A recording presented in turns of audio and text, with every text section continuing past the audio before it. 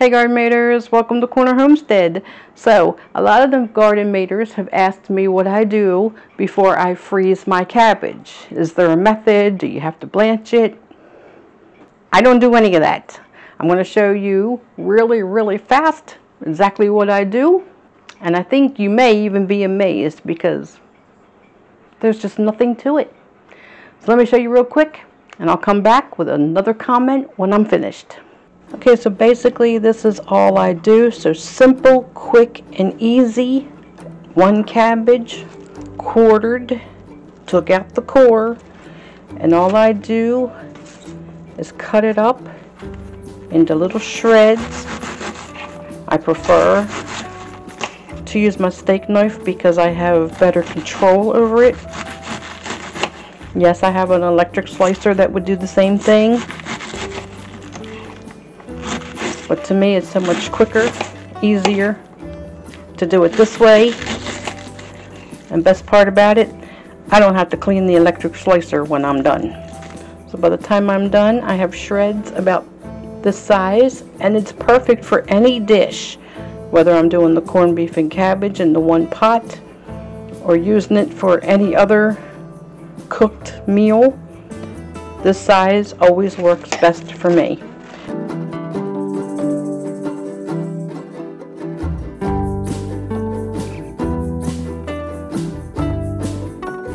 There we have everything. This is one full head of cabbage now chopped. The head was about this big when I started with it. Take my food saver bag. Gonna go ahead and get it all inside the bag.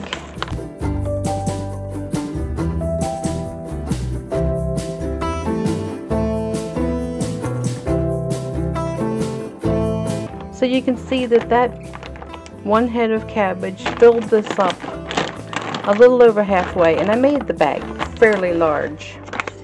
So now what I've got to do is seal it. So this is like the best part to me when you seal this, how packed down this will be. Of course, just want to spread it out just a little bit, try to get it to fit in my freezer flatter. And go ahead and give it a seal.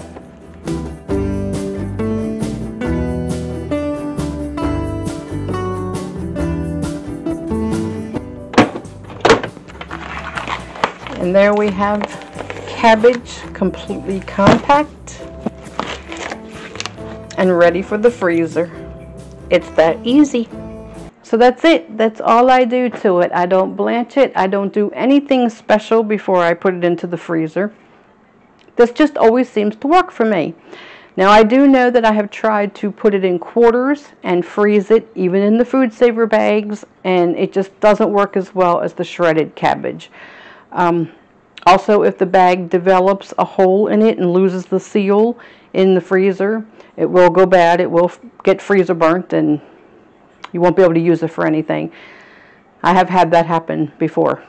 So, shredded has always worked best for me. And I'm not sure if this would work in a Ziploc bag or a freezer bag if you're putting it into the freezer that way.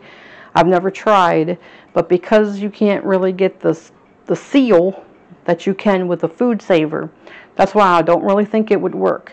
But if you have a food saver and you want to save the cabbage, I have found that this is the easiest and the best way of keeping the cabbage preserved for any period of time.